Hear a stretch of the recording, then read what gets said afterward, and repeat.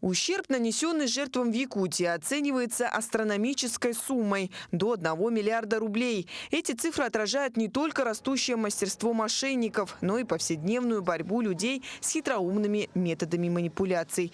Жертвами становятся люди, желающие дополнительного заработка, которые, увлеченные возможностью легких денег, не задумываются о потенциальных рисках.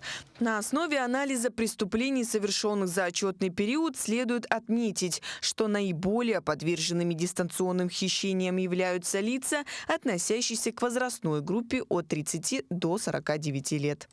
Мошенники активно используют новые схемы обмана под видом просьб о помощи, звонков от операторов связи и представителей властей, выманивают деньги у граждан, а также взламывают аккаунты в соцсетях и предлагают выгодные инвестиции. К примеру, не так давно было мошенничество в сфере инвестиций в одном из заречных районов, где наш земляк направил вместе со своими друзьями 18,5 миллионов рублей.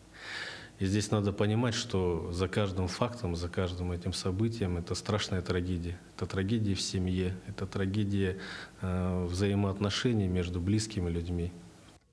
В рамках решения Координационного совета республики подразделение МВД подключилось к линии 112. Теперь любой житель республики может получить консультацию по вопросам мошенничества, даже находясь на связи с преступниками. Специалисты окажут необходимую помощь и проконсультируют по всем деталям. Ярким примером может послужить история якутянина Василия Поскочина, который, заметив подозрительную ситуацию, помог предотвратить мошенничество в отношении пожилой женщины. Пожилая женщина зашла в заведение, разговаривала по телефону.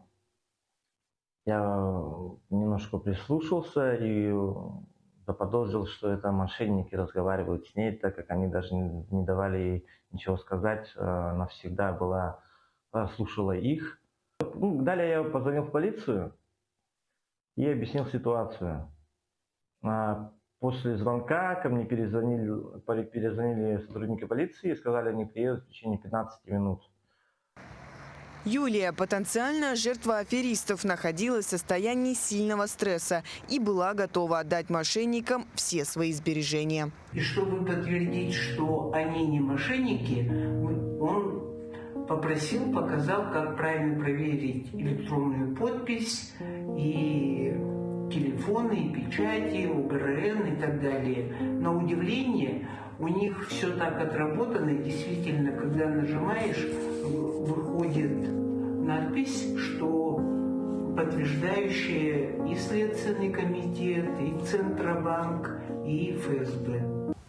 Сотрудники МВД настоятельно рекомендуют незамедлительно обращаться в полицию при любом подозрении на мошенничество. Подавая заявление, вы получите талон уведомления с номером зарегистрированного обращения. Чем быстрее вы это сделаете, тем выше вероятность возврата ваших средств и защиты от дальнейших противоправных действий.